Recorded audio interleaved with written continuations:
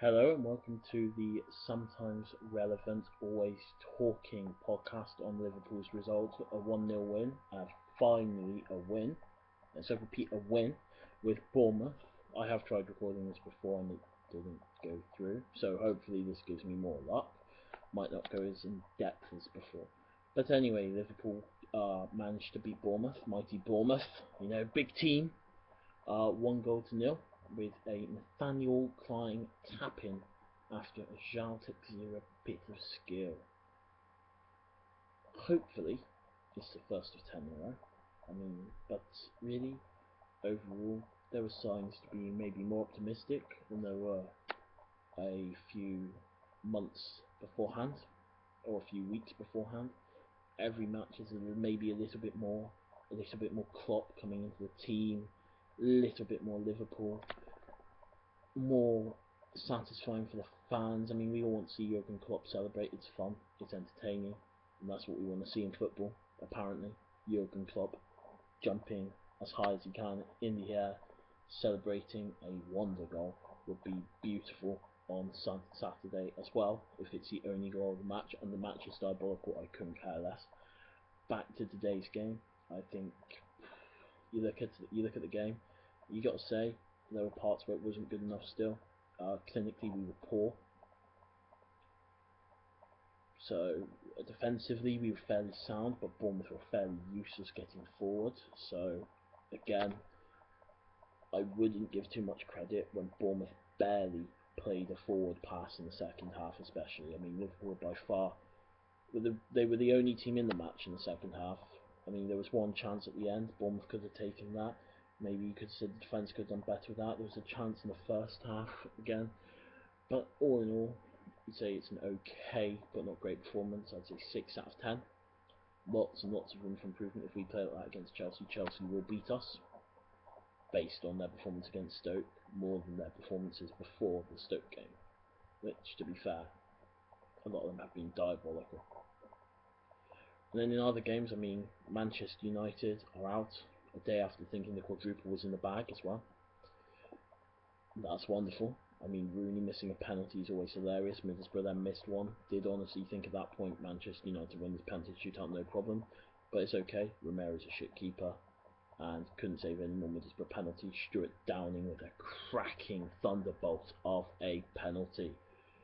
Why did you sell him, Brendan? And then Manchester City easing against Crystal Palace. Not sure what sort of team Crystal Palace put out, but it wasn't obviously wasn't a good team, or they massively played badly.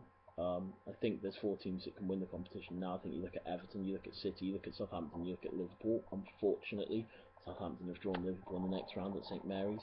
Not a particularly easy tie for either team. I think we're going to see a very, very tight game there. Very tight. I think Ronald Koeman is a brilliant manager. He will play his first choice team. Southampton haven't won a major trophy for donkey's years. Liverpool haven't won a major trophy since 2012 when Kenny Dalglish won the League Cup. I regard all the 4 competitive cups as major trophies myself. Some people would disagree. If you disagree, you're going back to 2006. Still, you want to get your hands on silverware. 3 years without any silverware is too long for Liverpool Football Club.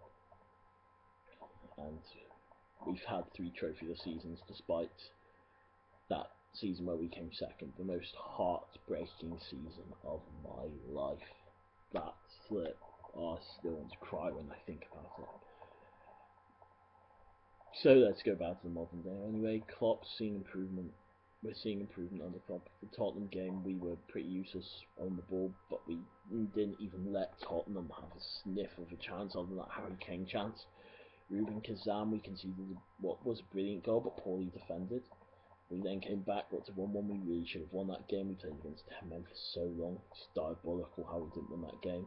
It's kind of like a Brendan Rodgers Liverpool performance.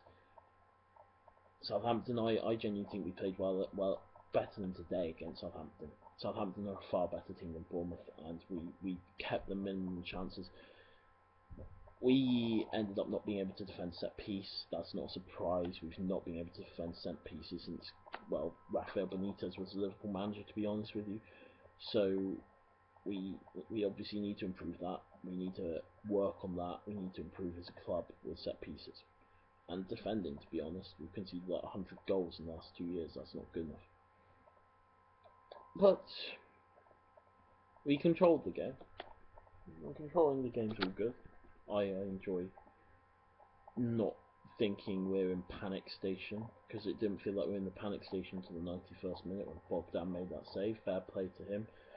Still think he's not a great keeper, but if he's gonna make us an important save every round in this Capital One Cup, I'll take that all day long, because you want to win the cup, and you want to win any cup you're in. And if you go into an Arsenal fan after losing 3-0 to Sheffield Wednesday and you go, oh, it's okay, it's only League Cup, you're deluded, because you're not that likely to win the league.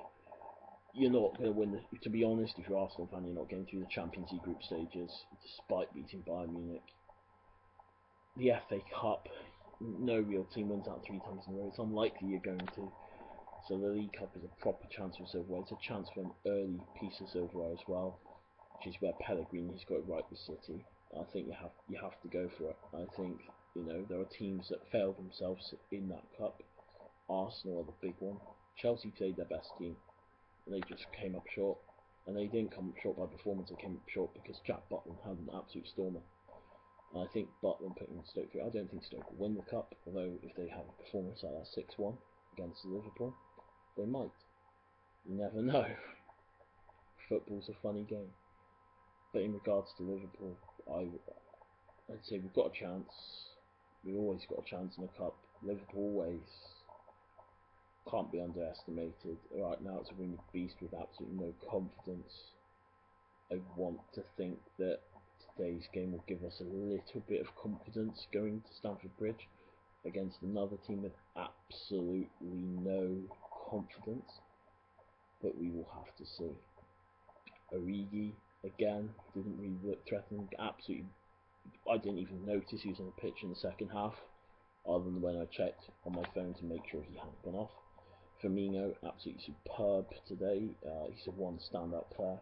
Made things happen, closed players down, won the ball, won intercepted passes, had a few chances. That's where he could have done better. He could have shot better. He could have done a lot of things better like right this final touch. But it looked better than Coutinho has for a long time. And Coutinho obviously needs some competition because he's incapable of playing more than one good match every 10, it seems right now. So let's hope that Firmino puts that pressure on. Should Firmino play against Chelsea? I say yes. I think he's a better player than Lallana, and he's more informed than Coutinho. So if you're only going to play one guy behind the striker because you're playing Chelsea, it should be Firmino. I mean, £29 million for a player. I mean, I was starting to worry that we paid for a fraud.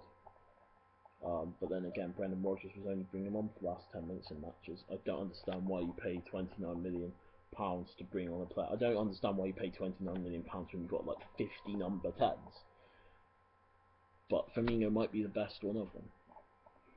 João Teixeira, in regards to the young players, yeah, João Teixeira played well. I'd give him the assist. Very, very good back heel. Unlucky not to get the goal. You've got to feel a little bit sorry for him, but Klein finished it off for him. Right at the end of the day, it's not about whether you score, it's about whether the team wins, and the team won. Conor Randall looked fairly solid as a right back, as a left back even. Cameron Brannigan, again solid. And Origi, as I said, if you count him as a young player, he was there in the first half, but second half he wasn't there. IB, stand out for, again. Those two players might get an 8 out of 10, the rest of the team would get a 5 or 6 out of 10. Bogdan did everything he had to do as well, so I guess you could give him a 10 because technically he was faultless, but that's because he didn't have much to do. So overall I'd say 6 out of 10. You're not going to beat teams in the top half with that performance, but you will beat teams like Bournemouth. You might get a few draws, which considering Liverpool's form, that seems evident. But anyway, this concludes the Liverpool game review. I do hope you tune in next time Liverpool play. Hopefully we beat Chelsea 10-0 with a Divock Origi double hat-trick and a Christian Benteke storming goal. Hopefully a Simon Mignolet penalty or something like that as well, just to wipe it in, with Eden Hazard hopefully missing 20 penalties. That would be the perfect game as long as no one gets sent off. But overall, you just got to do what you got to do, and that's what Liverpool did today, and that's the best way to describe Liverpool's performance. Because if you go any further than that, you'd look at it and you'd be like, "What the hell was that?" But you got to do what you got to do. We're lucky to be in the cup after Carlisle. I can honestly say we were not unlucky to go through tonight. We were by far the better team, and maybe, to be honest, that's what matters. To winning the game, and winning the game with a little bit of authority, not much, but a little bit. Let's just build on it. If you can't build on your last match, and you can't build on anything, hopefully this is a first of many for Klopp, and hopefully it's the first of 10 in a row of wins. Hopefully 10 1-0 wins in a row would be better than 7 out of 11, 7 out of 9 games finishing 1-1. But that concludes the podcast. I do hope you listen to the other podcasts. Laugh at Jack for being a Manchester United fan as well. Manchester United just proving that they're a bit shit. Thanks for listening, and see you on Saturday.